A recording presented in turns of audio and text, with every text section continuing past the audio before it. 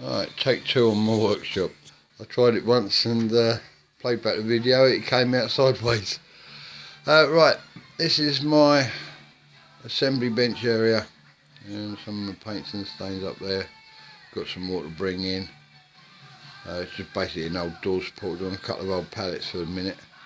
When we rearrange the kitchen, I'm pinching the worktop out of it.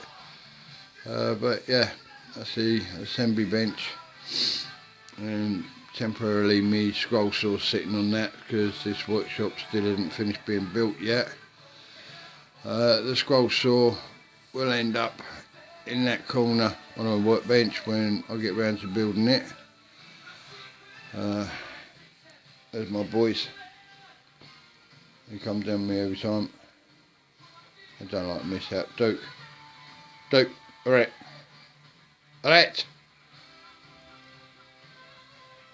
Bit of a gomhead. Getting old now, the old fart.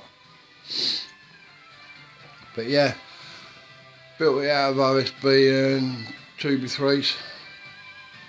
It's against this side of our house, which is the last bit of space I had left in this direction. That's me power tools. Just cheapos from AliExpress, nothing major.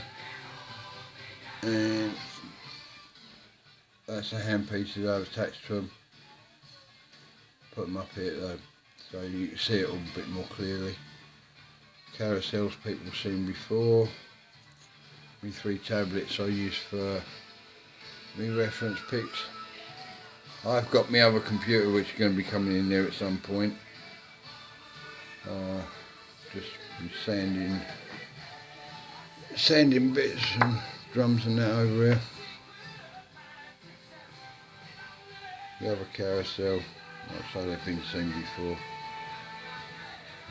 2 parts of the current project.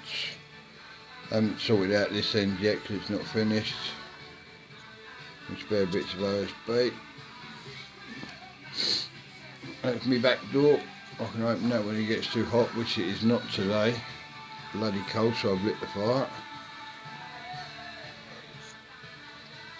That keeps me lovely and warm. And the little kitchenette area. Cupboard for keeping me teas and coffees and stuff. Kettle and any other bits and pieces, little sink. All plumbed in. Just another one we had indoors, and when I was down here trying to fit it all together I broke the bloody pedestal. Never mind, it's only for an old shed.